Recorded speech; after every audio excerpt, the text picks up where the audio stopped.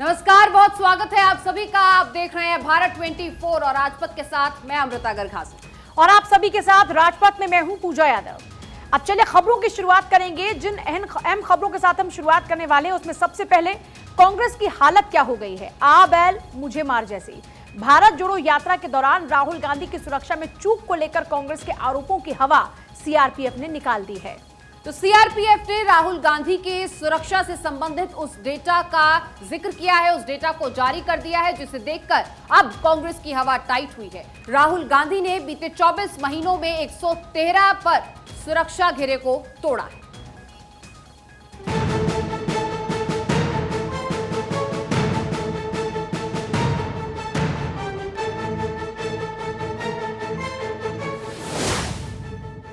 भारत जोड़ो यात्रा, राहुल का सुरक्षा तोड़ो सियासत।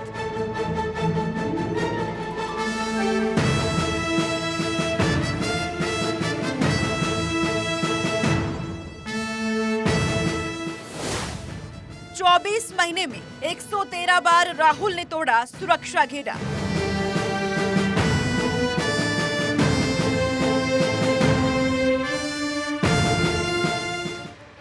राहुल गांधी की सुरक्षा चूक अब राष्ट्रीय मुद्दा बन गया है।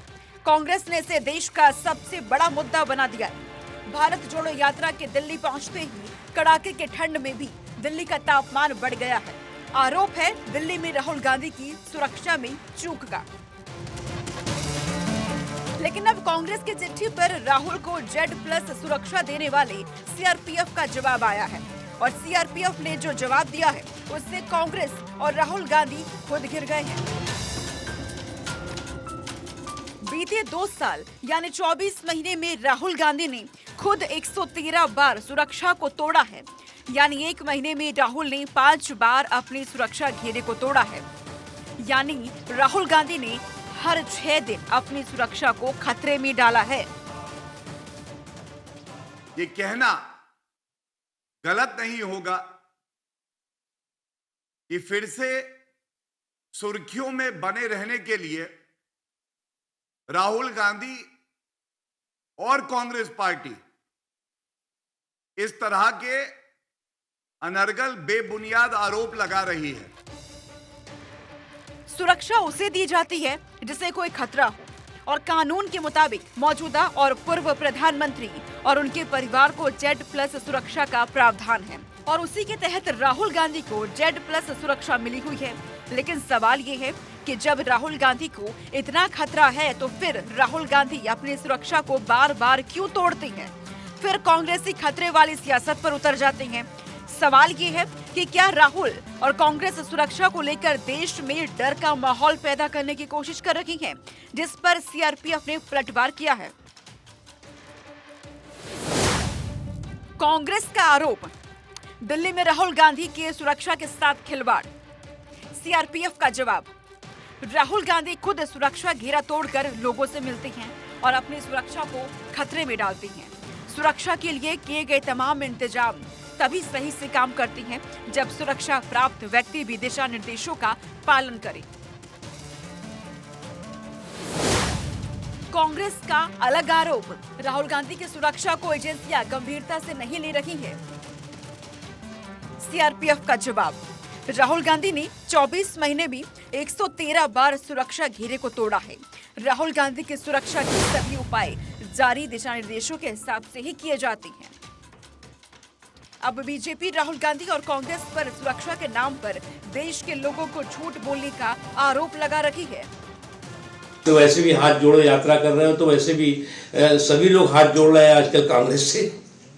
तो एक बात समझ लो, किसी भी यात्रा का अगर उद्देश्य टी-शर्ट का टशन हो और तिरंगा मिशन ना हो तो वो इसी तरह के बहके बेसुरे बेबुनियाद बयान सुनाई पड़ेंगे। क्योंकि इस पूरी यात्रा का अगर आप सार देखें, चर्चा देखें तो टी-शर्ट के टशन की चर्चा है, तिरंगे के मिशन की नहीं है।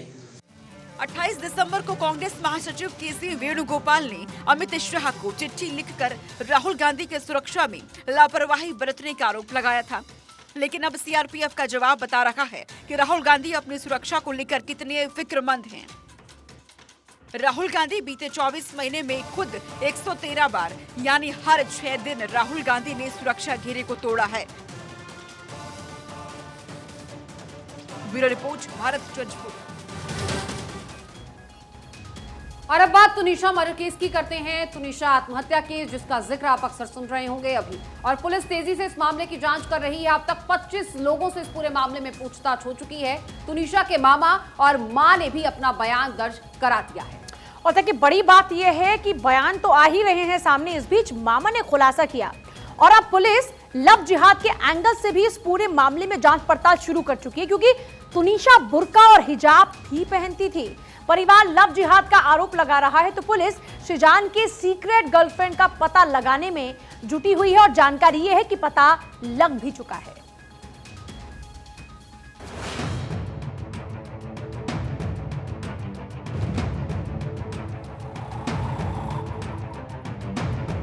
टीवी एक्ट्रेस तुनिशा शर्मा की मौत के बाद रोजाना नए खुलासे हो रहे हैं।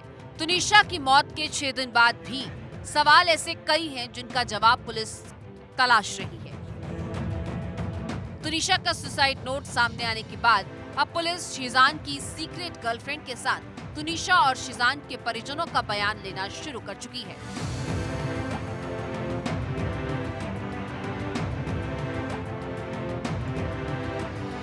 पुलिस तुनिशा की मां और मामा का बयान दर्ज कर चुकी है। इस केस में 2 लड़कियों से पूछताछ हुई है। अब सवाल ये है कि क्या जिन लड़कियों से पूछताछ हुई है वही शिजान की सीक्रेट गर्लफ्रेंड है। इस पूरे केस में अभी तक 25 लोगों से पूछताछ हुई। सुसाइड नोट के मुताबिक तुनिशा शिजान से बेइंतहा मोहब्बत करती थी। शिजान के पहले इकरार फिर इनकार के बाद तुनिशा ने ऐसा खौफनाक कदम उठाया है। तुनिशा शिजान के प्यार में इस हद तक डूब चुकी थी कि वो बुर्का और हिजाब तक पहनने लगी थी। उसने ये हिजाब पहनना शुरू किया था और ये सब कुछ बहुत सारी चीजें थी। मैं बाद में इसके बारे में अभी एक बार इन्वेस्टिगेशन चल रही है, तो आई डोंट वांट टू। क्या पुलिस सही दिशा में अपनी जांच कर रही है पवन जी? क्या पुलिस? मुझे लगता है पुलिस को हर एंगल पे जांच करनी चाहिए। शिजान की कई लड़कियों से संबंध बताए जाते हैं और इस बात की तस्दीक उसके मोबाइल से मिली लगभग 300 पन्नों की व्हाट्सएप चैट करती है, जिसे पुलिस खंगाल रही है। ये चैट्स जून से ही तुनिशा की मौत के ठीक पहले तक की बताई जाती है। वहीं तुनिशा को इंसाफ दिलाने के लिए आरपीआई के अध्यक्ष रामदास आठवले परिजनों से मिले। 30 मिनट तक तुनिशा के घर रहे। मां और मामा ने शिजान पर इस दौरान भी कई गंभीर आरोप लगाए हैं। मतलब उनके माताजी से पूरी बात हमारी हुई, आधा घंटा तक उनके साथ बात करते रहे और उन्होंने मतलब वो बहुत बड़ा दुख जताया है। और जो शिजान खान है, उनको कड़ी से कड़ी सजा मिलनी चाहिए। इसी तरह की मतलब बातें उन्होंने हमारे सामने की है। मैंने भी आश्वासन दिया है कि पुलिस के माध्यम से, सरकार के माध्यम से हम आपके साथ हैं और शिजान को कठोर सजा मिलनी चाहिए। बहरहाल इस पूरे मामले की जांच जारी है और अब परिजनों की मांग पर पुलिस ने लव जिहाद के एंगल से भी जांच शुरू कर दी है। Bureau report, Bharat 24।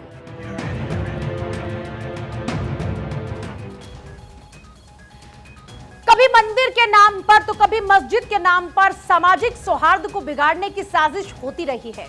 एक बार फिर मंदिर मस्जिद की लड़ाई को हवा देने की कोशिश की जा रही है। चक्रपाणी ने दिल्ली के जामा मस्जिद के नीचे देवी देवताओं की मूर्ति होने का दावा किया तो मौलाना साजिद रशीदी ने 4 कदम आगे जाते हुए अयोध्या में बन रहे राम मंदिर को लेकर विवादित बयान दे दिए।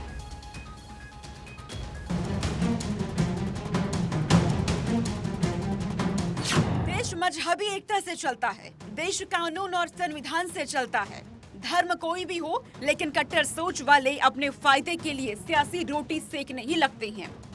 मंदिर मस्जिद को लेकर एक बार फिर अखिल भारत हिंदू महासभा के राष्ट्रीय अध्यक्ष स्वामी चक्रपाणी और मौलाना साजिद रशीदी भिड़ गए हैं। स्वामी चक्रपाणी ने दिल्ली में मौजूद जामा मस्जिद को मंदिर को तोड़कर बनाने का आरोप लगाया है। चक्रपाणी का आरोप है कि जामा मस्जिद की सीढ़ियों के नीचे हिंदू देवी देवता की मूर्ति दबी हुई है। चक्रपाणी इसकी जांच के लिए पुरातत्व विभाग को चिट्ठी भी लिख चुकी हैं, लेकिन पुरातत्व विभाग क्षेत्र अधिकार का हवाला देकर मामले को किनारे लगा रहा है। अब चक्रपाणी ने पीएम मोदी को चिट्ठी लिखकर जांच की मांग की है। चूंकि देखिए उसके प्रमाण है, साक्ष्य और प्रमाण है कि किस प्रकार से औरंगजेब कालीन जो इतिहासकार थे साकी मुश्ताक, जो उन्होंने वो दरबारी इतिहासकार थे, चूंकि कुछ भी होता था तो मिनट्स लिखा जाता था। प्रतिमाओं को कहता है कि ये प्रतिमाएं भी एक से एक विशिष्ट सब था, जो सिद्ध प्रतिमाएं थी। उन प्रतिमाओं को कहता है कि इसको जामा मस्जिद उस समय निर्माण ही चल रहा था कि इसको सीढ़ियों में और नीचे चिनवा दो इसको, तो उसको नीचे डलवा देता है उस पे वो में। तो ये साकी मुश्ताक ने पुस्तक जो लिखी मुआसिर आलमगीरी, वो भी उसमें साफ शब्दों में उसने जिक्र किया है। लेकिन अब चक्रपाणी की चिट्ठी पर मौलाना साजिद रशीदी ने जहर उगल दिया है। मौलाना साजिद रशीदी ने अयोध्या में बन रहे भव्य राम मंदिर को तोड़कर मस्जिद बनाने का ऐलान कर दिया। हो सकता है कोई खड़ा हो जाए, जिस तरह ये लोग खड़े हो गए थे झूठ की बुनियाद पर, और वो कहे कि साहब मेरी मस्जिद तोड़कर मंदिर बनाया गया था यहाँ पर। तो क्या उस वक्त में जो कोर्ट होगा, जो अदालत होगी, जो सरकार होगी, वो इंसाफ नहीं देगी? हर आदमी की अपनी एक सोच है ना। तो अगर किसी वजह से मुस्लिम शासक आ गया कोई, तो क्या मंदिर तोड़कर मस्जिद को नहीं बनाया जाएगा? बिल्कुल बनाया जाएगा। सवाल ये है कि कब तक मौलाना साजिद रशीदी और चक्रपाणी जैसे लोग कट्टरता के बीज बोते रहेंगे। सवाल ये है कि राजनीति के नाम पर कौम को भड़काने का काम आखिर कब तक चलेगा। मौलाना साजिद रशीदी मदरसों के सर्वे का भी विरोध कर चुकी हैं। अब जमीयत उलेमा हिंद ने साजिद रशीदी को नसीहत देते हुए भड़काऊ बयान से बचने की सलाह दी है। भारत सरकार ने फैसला ये किया है कि अगर किसी की भी आस्था आहत हुई है, उसके साथ इंसाफ किया जाएगा। इसलिए ये सरकार सबका साथ, सबका विकास और सबका विश्वास पर चलने वाली सरकार है। नरेंद्र भाई मोदी को इसीलिए पूरी दुनिया के अंदर सम्मान दिया जाता है कि उन्होंने नाइंसाफी को बर्दाश्त नहीं किया। 135 करोड़ लोगों को साथ लेके चले हैं। इसलिए जो वक्फ प्रॉपर्टीज़ पे कब्जे हों या कहीं मंदिर को तोड़कर जो है कहीं उनके अन्याय किया गया हो, उन तमाम चीज़ों को सरकार देख रही है और किसी के साथ नाइंसाफी नहीं होगी। और देश का मुसलमान भी इन चीज़ों से खुश नहीं है। Bureau report, Bharat 24। आज पूरे देश में सिखों के 10वें गुरु दसमपिता श्री गुरु गोविंद सिंह जी की जयंती मनाई जा रही है। पटना से लेकर दिल्ली और अमृतसर से लेकर हर गुरुद्वारे को दुल्हन की तरह सजाया जा रहा है। पूरे देश में गुरु गोविंद सिंह जी की जयंती बड़ी धूमधाम से मनाई जा रही है और चारों तरफ गुरुद्वारे सजे हैं बिल्कुल दुल्हन की तरह।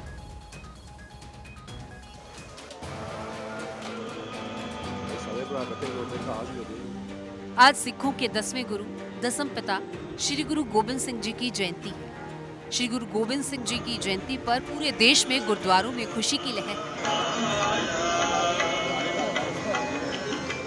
पटना से लेकर दिल्ली तक और हिमाचल प्रदेश से लेकर पंजाब तक तमाम गुरुद्वारों में श्री गुरु गोविंद सिंह जी की जयंती धूमधाम से मनाई जा रही है। उनकी जयंती पर गुरुद्वारों को भव्य ढंग से सजाया गया है और कई जगहों पर भजन कीर्तन के साथ फेरियां भी निकाली गई। इस दौरान गुरुद्वारे में भजन, कीर्तन, अरदास, लंगर का विशेष आयोजन किया गया।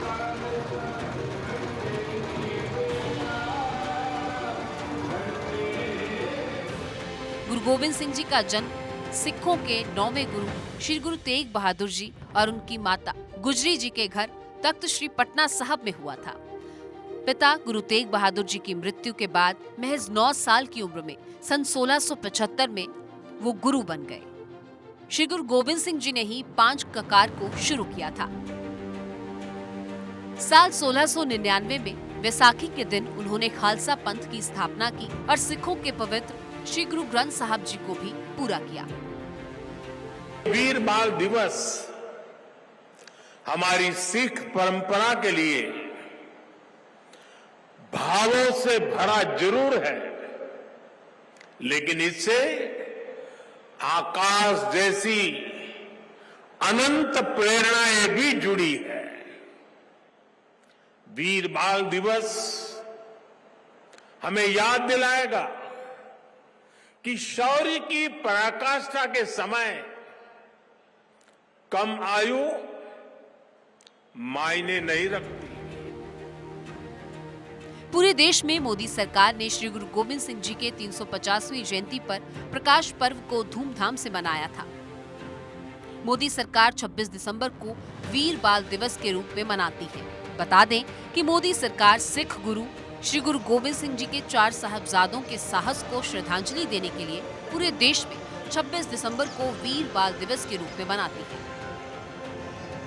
तो सिख गुरुओं के सम्मान में प्रधानमंत्री अक्सर गुरुद्वारे में जाकर मत्था टेकते हैं और ये सिख समुदाय से मोदी सरकार का प्यार ही है कि आज करतारपुर साहिब कॉरिडोर तैयार है।